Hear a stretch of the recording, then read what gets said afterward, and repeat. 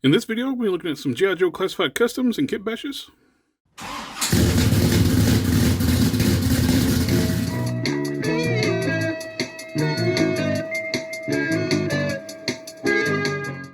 The G.I. Joe classified figures are some of my favorites, like the kitbash. They're so easy to work on. I love how they're built. The parts are compatible between different figures and different. They're just easy to kitbash and upgrade figures, mix and match in parts. So these are a few I've done a while back. I just never got around to shooting a video on. So we go through each one and talk about each what I did. First up, big thank you to Harker Customs. I didn't really do anything to Mindbender except he made a replacement for that terrible jacket that Mindbender comes with that was staining everybody's shoulders and stuff. I trashed that thing and he made this really cool, nice pleather style jacket and got the big Cobra logo on the back. It looks so much better. It's being wired too, so you can actually pose it. Thank you so much, Harker. This is such a great upgrade for Dr. Mindbender, and I love it. Thank you again, my friend. Next up is CoverGirl.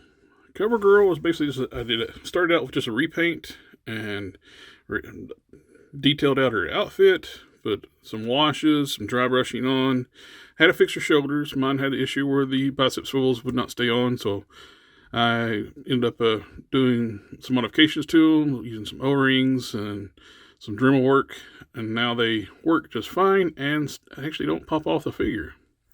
But I tried to live with that head sculpt that it came with. I just didn't like it. What I ended up doing is using one of the extra heads from the Articulated Black Widow, the short-haired one, and using that. I think I may have changed the ball joint. Yeah, I think I changed the ball joint out so it'll fit Marvel Legends. But such an improvement over the original head. I like it. She's CoverGirl. She's pretty. The other head sculpt, not so much.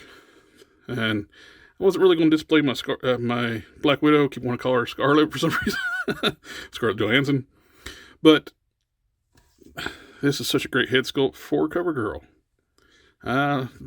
Big update for this one. I like it. It's one of the heads I wasn't going to use. I did glue the hair. It had the hair strands going right from the eye over here. I didn't like that, so I did take a little drop of glue and push it over so it'd stay up in place.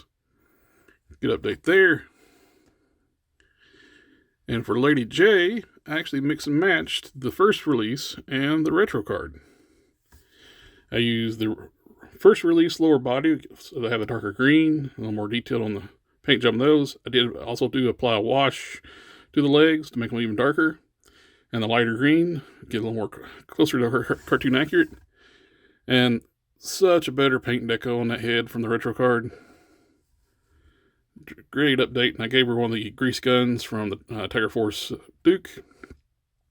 I'm not big on like the spears. It's like you're a military operation and you're using a spear gun. Okay. Also use the Valverse cookery machete. Put that on the side of the backpack. Duke we've seen before, but I went ahead and swapped out the lower body. I showcased Duke before after a paint job, which helped a lot. But I never did like how skinny those legs were. So I ended up getting a bunch of stalkers on clearance. And stalkers are a great base for like kitbashing and using for parts to upgrade other figures. So I replaced his leg with stalkers.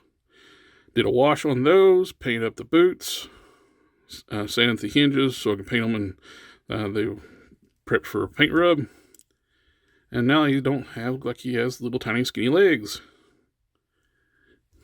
Did a similar thing too with Flint. Where Flint's got a little more intensive on his part swapping, kitbashing. The lower legs are from Outback, the Tiger Force Outback. Much improvement to the legs, stalker gear, stalker harness, and Valverse gun. And the arms, I heated a shoulder, popped them out, put Recondo arms on, and gave him one of the extra guns from the Tiger Force Duke. I got a bunch of those on clearance. Thank you, Sector 2813. he found some at Ross and hooked me up with some, and was able to get those. Nice update for Flint. Now, some of these are going to be redundant because I'm sure we're getting retro cards. We're getting a retro card at Duke. But, yeah, I got them so far. I don't have that yet, so I got an update at Duke. And we got Outback. This is the regular version of Outback. I put the gear from the Tiger Force on because I didn't like how pale the gear was for the other one. The really light tan. Didn't like that. So I used the Tiger Force one, and I did a little bit of paint work. I had to repaint one of the eyes. It was messed up, and repaint the sleeves, and gave him an AK from Valaverse. And we got Recondo. Recondo had some terrible legs. At the hip swivels, they were separating. They were not good. No, it must be some kind of running change on Recondos, because some of them have good legs, some of them don't. The one I had horrible like gappage at the seams, the same way with the boots. So I ended up using Stalker lower body on this one. And I like it. It's such a much better set of legs.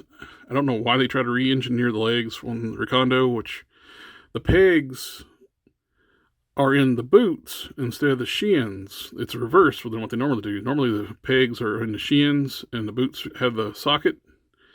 And on that figure, they reversed it. And I don't know, it's just weird.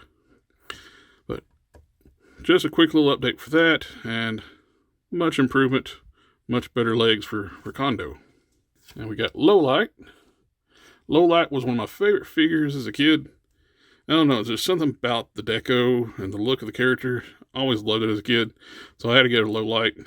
But I did do a little bit of work on Lowlight.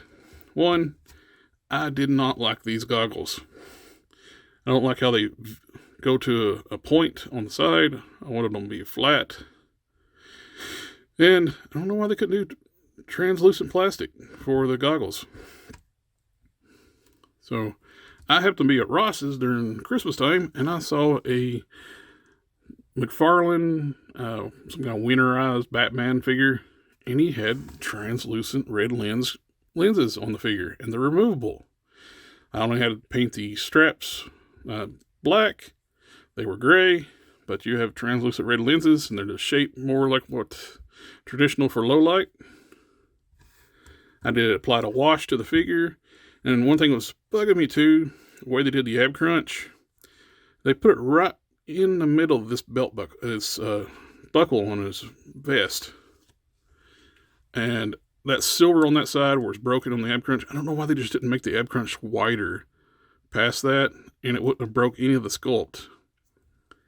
It's because they normally do the ab crunches wider on these figures. So it's a very narrow ab crunch on low light. I don't know why if they made it the width they normally do, it would never broke the sculpt there, and it would have bugged me so bad.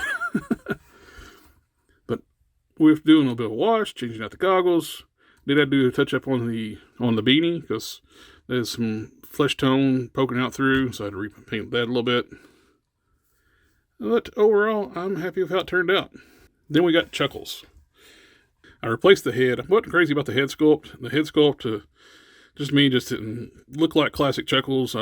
I'm thinking of more like the toy. I think this was based on a comic version of him. So I was wanting to make him a little more like the toy was. He was beefier. I really wish they could have used something like the Outback body, a little bit bigger, beefier, something like that. Different shirt, of course. But after a little bit of kit bashing, mix and matching parts, I like it. I replaced the head with a Hank Pym head from the West Coast Avengers multi-pack from Amazon. And it just fits on there just fine. I like how the head sculpt looks more like the more vintage style, like the card art from back in the day. I swapped out the lower legs. I got the Tiger Force Dusty on clearance. And I swapped out the legs and made them a little bit taller. And pinless as that, because he was using pin legs. So now we have a all pinless version of Chuckles, and a little bit taller at that. Reusing those legs, I had some extra parts left over from the Kitbashes. These are the Chuckles legs. These are Flint's regular original arms, and this is a Recondo chest. And I use a Jeremy Renner head from the Disney Plus series. So I'm basically an original character and a backpack from a Tiger Force Duke. So, got some really cool updates to a bunch of my G.I. Joe classified figures. Overall, I'm happy with how all these turned out. Just love how easy these things are to kit bash and mix batch parts. The team really knew what they were doing when they were putting these things together, so it makes it so easier for people who want to customize, kit bash these figures. And I have several more on the works. But anyway, thanks for taking the time to watch the video. Remember to like, share, comment, subscribe. I'll catch y'all next time.